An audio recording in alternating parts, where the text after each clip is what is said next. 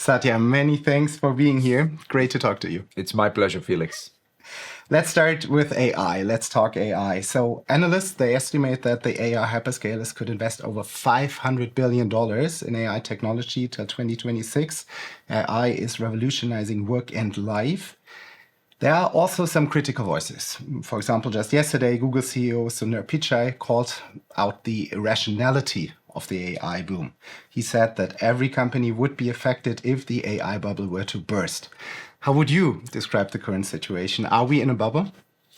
The way I think about these shifts, Felix, is from time to time in our own industry, we've had these every 10 years massive platform shifts, whether it was the PC, client server, web, internet, mobile, cloud, and now we have, at least in my own career, this is the fourth one that we are seeing. So the way at least I think about this is through the arc of that shift. And this shift, just like the cloud one, comes with both capital intensity and knowledge intensity, right? After all, the cloud wave also required us to build data centers and also do software innovation. And the AI one, in some sense, is more of a hyperdrive version of that. So I think the reality is for us all to keep that long-term arc and keep going. Because if you think about what's going to be true 5 years from now, right? Tech as a percentage of GDP in any country, Germany or in the United States or any place, is it going to be higher or lower? Absolutely higher. So once you say it's going to be higher, then you really should not worry too much about sort of what happens quarter over quarter. You have to be mindful that you want to make the investments in such a way that there is an ultimate return. But these are shifts that are secular in nature. They are economy-wide impact in nature. And so therefore, I think of this as I'm very, very optimistic about this trend. And ultimately, it has to deliver real value in the world, right? That I think is where the focus should be. And we see it already. Your new Fairwater data center in Atlanta, right, has 10 times the performance of the world's largest supercomputer. It holds hundreds of thousands of NVIDIA chips. This year alone, Microsoft is investing more than $80 billion in AI. Talk about that a bit. Why is that necessary? When will this investment pay off? And, excuse the question, what happens if the bubble bursts to Microsoft and the economy? Yeah. Now, first of all, you also have to sort of not only look at our capital spend, but you also have to look at our free cash flow and our revenue, right? So in some sense, the only reason why we are able to spend that is because it's not future revenues. It's not about future free cash flow. It is Microsoft's ability to have existing businesses continue to scale. I mean, think about it, right? Our Azure business by itself is larger than all of Microsoft was, 10 years ago. I mean, so therefore, we already have, I would say, permission to invest as we sort of, and even AI revenues. In fact, Microsoft's pretty unique in that sense, even amongst the hyperscalers, is we are not talking about future AI revenues. We have at-scale AI revenues today, and that's what shows up in Azure growth rates. So the way I think about the ROIC or return from an investor perspective is pretty straightforward, right? Which is we are going to build out a very fungible fleet, right? If you look at even with Fairwater, we have Fairwater in Atlanta, we have Fairwater in Wisconsin. These are massive AI factories. We have even connected them with an AI van. They're also connected to all of our other regions in the United States. And so it's a fungible AI fleet, which will support training, will support inference, and everything in between, like data generation and what have you. So we are really making sure that the asset here is something that will truly be helpful in the long run for the scale out of our revenue. And therefore, and that's why I think we are in good shape on the investment. The other thing I'd also mention is our portfolio. Not only is the fleet fungible, but even our portfolio, right? We have Copilot in consumer. We have Microsoft 365 Copilot. We have GitHub Copilot. We have DAX Copilot in healthcare. And security Copilot. So we have a family of Copilot products, a fungible fleet, and if you and a third-party business. So if you take those three, I feel like we have a very good mix of things that allow us to, make sure that there's a return and a real asset long-term. In 1987, Nobel Prize winner Robert Solow said, speaking of real returns here, you can see the computer age everywhere but in the productivity statistics. Yep. Is that true for the AI age so far? And what has to happen? I remember that quote very well because that was around the time I joined the computing industry. And guess what? In fact, the other critique of sort of technology and productivity has been Robert Gordon out of Northwestern as well. And in fact, if you look at even his book and his thing, fundamentally, productivity started showing up, or tech-driven productivity started showing up in the GDP in the early 2000s. And guess what? It was mostly because of the PC and the workplace. So PC in the workplace started the broad diffusion in the early 90s, right? It sort of developed in the 80s, late 80s, but really by the time of mid 90s is when it hit mainstream. And by 2000, it had, at least in the West, it had diffused and it showed up in the statistics. And I think the lesson I picked up then is these things first require to be broadly diffused, right? So people have to start using, right? I mean, you can't suddenly say, I used Excel once, where's my productivity? You have to use Excel and email and change the business process around forecasting in order for productivity to show up, right? So you think about it, it's not just the tool and its presence, it's your intense use of the tool. In fact, that's kind of where the reality is, which is this is where we really care about not just the technology. Right now, we're still in the hype phase of just talking about technology. We need to get into the phase where everybody is using, let's call it agentic models and tools and scaffolding to actually do something that they are proud of.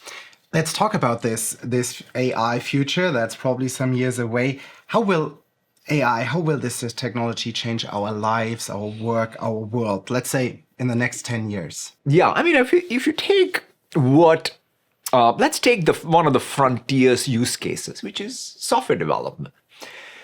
If you look at even the arc of software development, right? I remember distinctly when I started developing software, first I learned, thank God I was sort of probably in the era after the punch cards, but I started on a PC, on a Z80, and it was all about, hey, you would write assembly. Or basic, right? I mean, but the bottom line is, I first learned assembly language. Then I learned, there were compilers came about, and then we got a level of abstraction, and I was able to write in a higher level language. Then, in fact, I remember distinctly, using Lex and Yak in school and building my own compiler for a fourth generation language. And so, bottom line is, we have had with every generation more and more abstractions. And now we have one more with GitHub Copilot. I'm still doing all the cognition and the metacognition with an AI agent. And so, for example, if I want to bootstrap into a new framework, it does the bootstrap. And I then do the steering. In fact, one of the descriptions I give is macro delegation and micro steering. That's the new interface, right? The way we'll work with AI as humans is that we're using that metaphor. So it'll impact everybody. I'll give you another use case. When you sort of go to a doctor today who's using DAX Copilot, what are they doing? They're spending more time with the patient and having DAX Copilot diarize their interaction, enter that into their EMR system, do the billing codes for them so that they can spend more time on thinking about the health outcomes for the patient. Security analyst, right? I'm sitting there, I'm getting all these false alerts or I'm getting all these alerts on phishing campaigns. AI does the triage, allows me to focus on the things that matter, right? So AI making its way into its everyday workflow and then giving, whether it's a doctor, a security analyst, a software developer, or a knowledge worker, levels of abstraction where we can start focusing on things that matter and getting not distracted. The drudgery of knowledge work, I think, is where the first phase is. And then, based on that, humankind has always been able to sort of figure out what are all the other new tasks. Suppose in the 80s, if somebody had come to us and said, you know what, there is going to be a great grand future where 3 billion people will get up every morning and start typing. We would have said, what are you talking about, right? Yeah. I mean, this was in the pre-PC era, if someone had said that. But yet, knowledge work is what everyone does around the world. And so I think that that's the type of thing that will happen in the future. Do you know what happened almost exactly 2 years ago on November 17, 2023? November 17, 2023. Is You that were the quite busy. Oh, this is the blip side of it. Yeah, I got it. Like, because I think November was when we did even ChatGPT the year before. And Exactly. So, yes. So we're talking about the ousting of Sam Altman by OpenAI's board. Satya, back then you stepped in and you had saved the shop, basically. That's at least what many observers are telling us. First, you did the turnaround of the century with Microsoft. You bet the company on the cloud.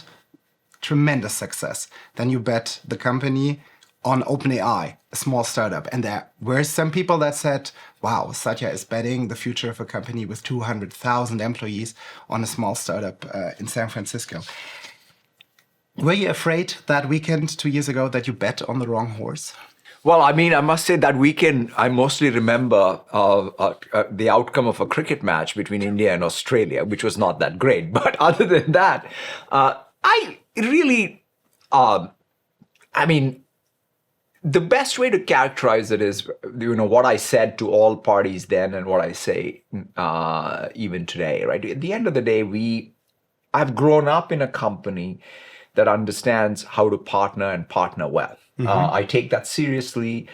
We had backed at that time, right? OpenAI was a research lab, a non-profit research lab, and we were very comfortable working with them. And so even during the November episode, let's call it, I was consistent with that, saying, hey, look, I am going to partner with OpenAI. And if something happens there, I'll partner with Sam, even inside or outside OpenAI. And I'm glad it ended well for all parties. And here we are, and OpenAI continues to thrive. So at least when I look at today, if I think back at it, Microsoft's partnership with OpenAI has created perhaps one of the most valuable private companies and one of the most valuable nonprofits. Next to the Gates Foundation now, I'm glad that Microsoft is associated with two of the largest nonprofits. And we continue to have a fantastic partnership between the two companies. And I'm also glad that they have other partners and we have other partners. Your partners, you're also competitors to some extent. Frenemies, OpenAI opened its first office in Munich. It's also approaching German customers, also of Microsoft. There are some CTOs that told me in the past months, for example, that their employees prefer ChatGPT to Microsoft's Copilot, that it's just working better. Some of them even have an agreement with Microsoft and their employees privately use ChatGPT, not Copilot. What's your response? First of all, there's nothing taking away from ChatGPT's grand success, right? I mean, there's 800 plus million daily active users. So I think the way we have positioned ourselves is Copilot in the consumer space. We are pretty competitive in all where we have distribution and what have you. We're making steady progress. I'm thrilled about it. At the same time, acknowledging that both ChatGPT as well as Google have massive distribution in the consumer space. But for me, the fact that, this gives us another shot to be even in that is a fantastic opportunity. And then on the enterprise side, I feel very, very good about what is the unique thing we can do in the enterprise, right? The unique thing is not just about a chat interface to the web, right? The unique thing is to be able to do the union, right? When any person inside a German company who's already a Microsoft 365 customer, you want the context, the work IQ, as we call it, to meet the intelligence so that you can drive those productivity outcomes, right? Which is, there's no point just getting what the web knows. I need to know what my organization knows and the web knows to help me with my work in a differentiated way. And that is why Microsoft 365 Copilot is majorly differentiated. Okay, let's see for the future. Then, speaking about helping me in my work, in my life, Microsoft was founded on a grand vision, right? A computer on every desk and in every home. As Bill Gates said, we achieved that. Congratulations. In your book, Hit Refresh, you also talk about technology empowering people all around the world. However, that sounds like a bright future, right? But however, if I listen to today's tech thought leaders, the future sounds rather gloomy, right? They now talk about the risk of human extinction thanks to AI, about AI taking over the world, AI-powered drugs and weapons and so on. Satya, why did tech turn so dark and how do you stay optimistic?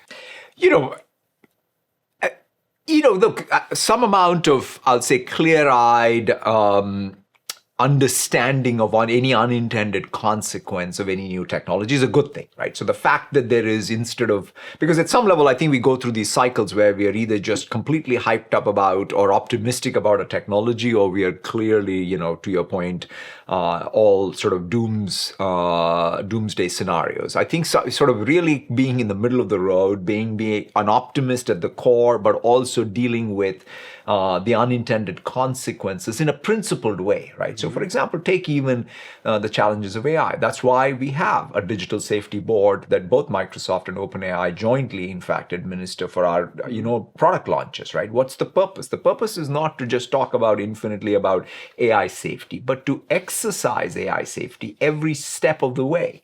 And learn, right? Whether it is what is the way people will do prompt injections, or what is the way something can be weaponized, right? Cyber is going to be one of the biggest challenges, right? With the great coding capabilities comes a tool that can be used as a weapon by somebody else. And so therefore you now need to even get our defenses up and so on. So I think the way to think about this is to not take away from the optimism, but to be realist enough that you are in fact treating it as an engineering priority, that you're building for the unintended consequences. So that's actually healthy for tech, because sometimes I think in the tech industry, we have been so optimistic that we said, we'll come back and clean up. And I think that when something is so ubiquitous, so core to our life and our work, you really need to even think about this every step of the journey.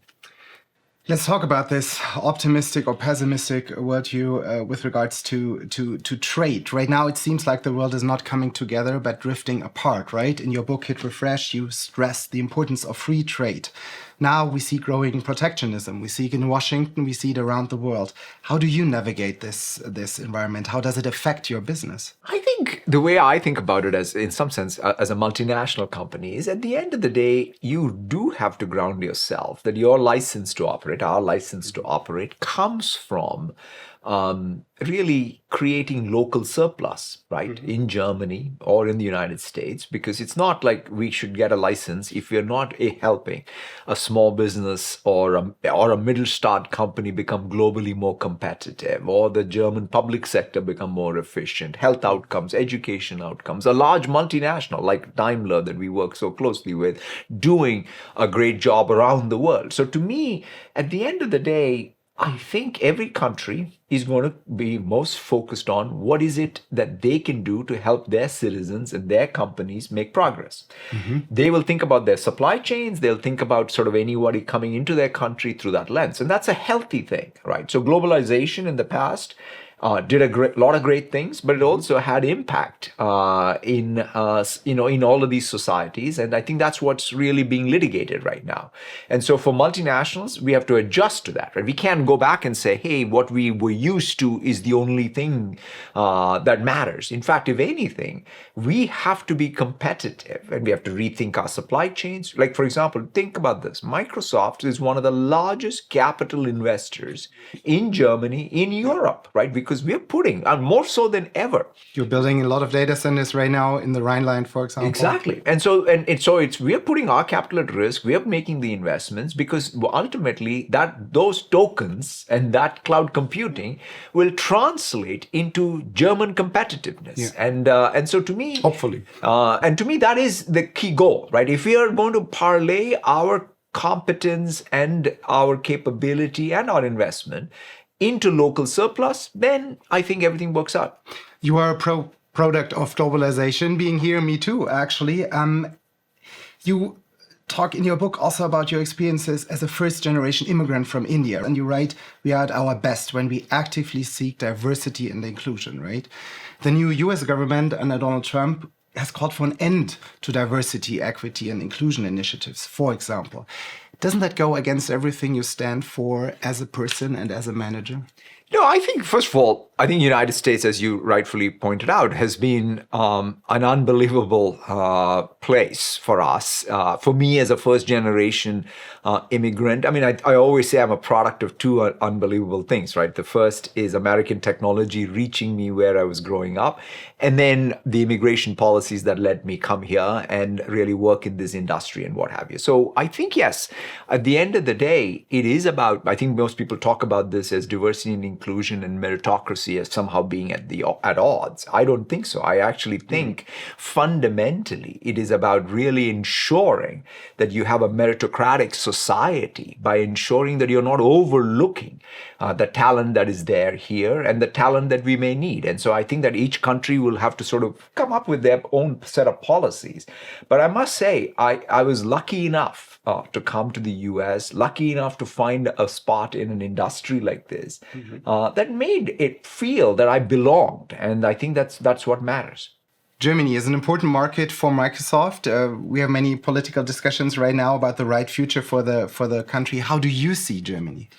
You know, I always think about, you know, when somebody says as an engineer, Germany, what do you say? Engineering, right? I mean, German engineering is sort of one of the modern wonders of the world, right? Even like, it's not even, when I go to the dentist office in Bellevue, Washington, a few miles from here, I'm surrounded by the German Mittelstand, right? I mean, it's sort of that precision engineering, the equipment.